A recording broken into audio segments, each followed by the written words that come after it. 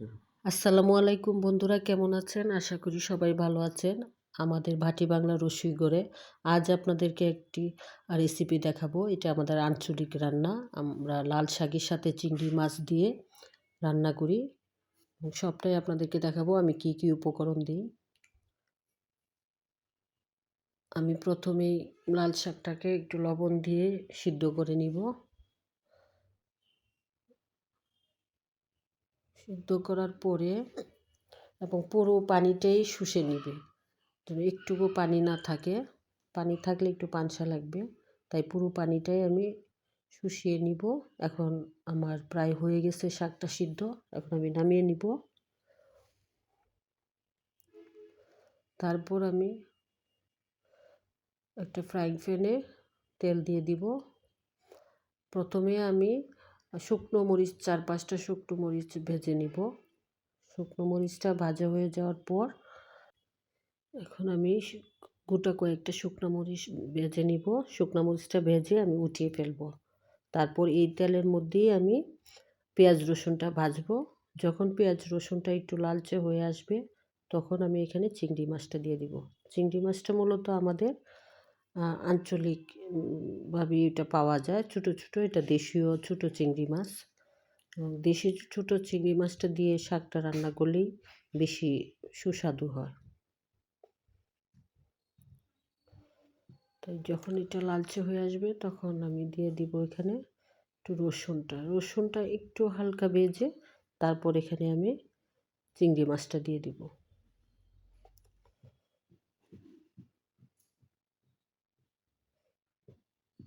চিংড়ি মাছ আমি এখানে প্রায় 100 গ্রামের মতো নিয়েছি।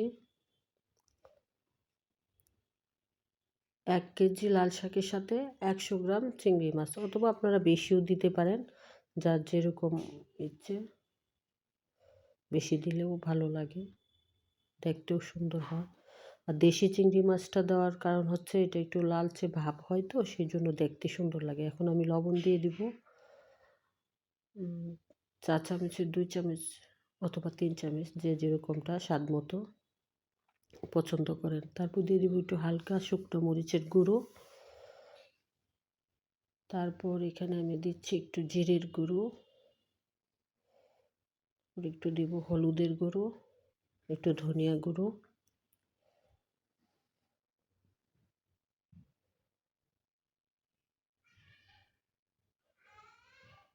এখানে হলুদটা একটু কম দিতে হয়, যেহেতু এটা শাকের মধ্যে দেওয়া, সেই জন্য একটু হলুদটা কম দিয়ে দিব। আচ্ছা, তারপর আমি হালকা ভেজে নিব। ভেজে নেওয়ার পর আমি এখানে শাকটা দিয়ে দিব। চিংড়ি মাছটা একটু সিদ্ধ হওয়ার জন্য আমরা 5 মিনিট অপেক্ষা করব, এবং চিংড়ি মাছটা সিদ্ধ হওয়ার জন্য হালকা একটু পানি দিয়ে দিব। দিয়ে আমি ঢাকনা দিয়ে ঢেকে দিব। যখন চিংড়ি মাছটা ভাজা হয়ে যাবে তখন আমি শাকটা দিয়ে দিব। তো এতক্ষণ পর্যন্ত আপনারা আমার সাথেই থাকুন এবং পুরো ভিডিওটা দেখতে থাকুন। যদি ভিডিওর মধ্যে টেনে দেখেন তাহলে বুঝতে পারবেন না। তো আমি হালকা পানি দিয়ে নিয়েছি, এখন আমি ঢেকে দিব। ঢেকে দেওয়ার পরে 5 মিনিট অপেক্ষা করব। 5 মিনিট পরে এখন আমার এটা সিদ্ধ হয়ে গেছে, আর আমি এখানে কাঁচামরিচটাও দিয়ে দিছি। কাঁচামরিচটা দেওয়ার পরে মোটামুটি সিদ্ধ হয়ে গেছে। হালকা একটু পানি থাকা অবস্থায় আমি ওখানে শাকটা দিয়ে দিব। এখন আমি এখানে শাকটা দিয়ে দিলাম। শাকটা দেওয়ার পর একটু হালকা নাড়াচাড়া করে নিব। পুরো শাকটাই দিয়ে দিয়েছি আমি। এখন শাকটা দেওয়ার পরে আর একটু পানি উঠবে, সেই পর্যন্ত অপেক্ষা করতে হবে এবং পানিটা ভালো করে শুষিয়ে নিতে হবে, যেন পানি না থাকে। পানি থাকলে শাকের যে স্বাদটা, সেটা পুরো স্বাদটা পাওয়া যায় না।